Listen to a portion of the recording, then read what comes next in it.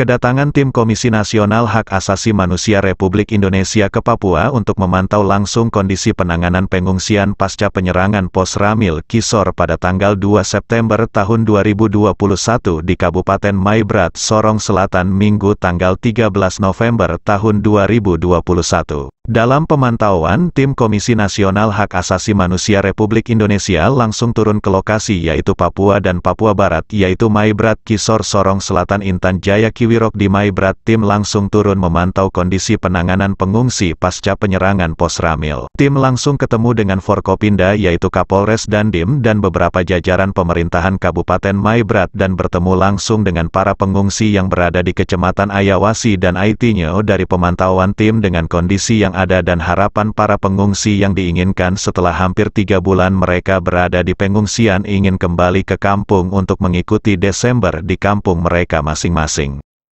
Kepolisian menangani proses hukum yang ada dan juga tentu saja perlakuan-perlakuan selama di pengungsi. Tentu saja mereka ingin segera pulang ke kampung masing-masing, apalagi ini menjelang Natal yang sangat besar bagi mereka, tapi juga ini masih dilihat situasinya apakah memungkinkan atau tidak, karena juga ada trauma dan juga soal jaminan atas rasa aman ketika mereka pulang ke masing-masing. Itu yang pertama temuan kami.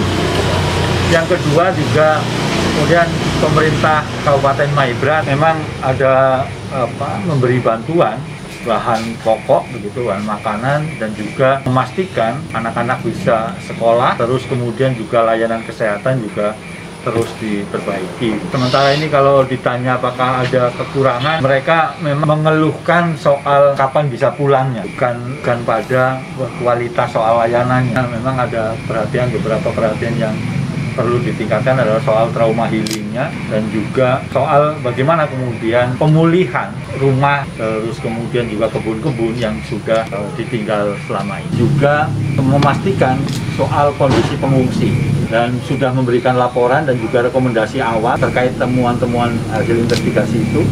Nah, kemudian kami saat ini ada di Maibrat untuk memantau perkembangannya seperti apa. Artinya apakah kemudian pemerintah kabupaten misalnya baik terhadap hak-hak pengungsi, atau kemudian dari pihak keamanan dalam hal ini TNI dan Polri misalnya melakukan tindakan-tindakan yang di luar wajaran, artinya di luar standar hak asasi manusia. Nah, itu yang kemudian kami ingin pastikan.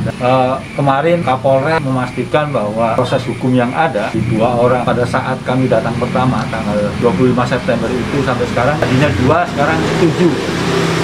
Terus kemudian kami juga sempat tanya kepada Dandim bagaimana kemudian penanganan yang ada, termasuk juga misalnya soal pos Ramilnya seperti apa. Kami sempat kemarin bertanya tentang 7 orang tersangka tersebut, bahkan dan menjawab bahwa memang tidak sampai kemudian juga membawa korban masyarakat lain yang tidak tahu apa-apa. Ini juga saya kira penting juga untuk teman-teman TNI begitu. Jika sedang membantu kepolisian jangan sampai membawa korban atau menimbulkan trauma kepada masyarakat.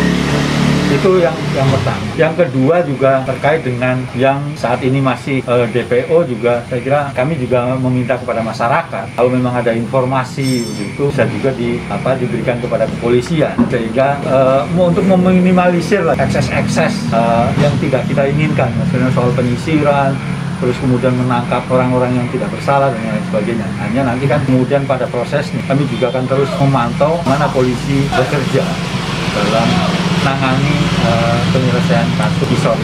Kami mendapat informasi dari teman-teman koalisi masyarakat sipil yang peduli pengungsi Maibrat kan sekitar 4.900-an yang tersebar di beberapa distrik begitu. Tapi kemudian ketika kami cross check kepada pemerintah kabupaten dan kepolisian, mereka menyampaikan jumlahnya sekitar 1.200 atau berapa.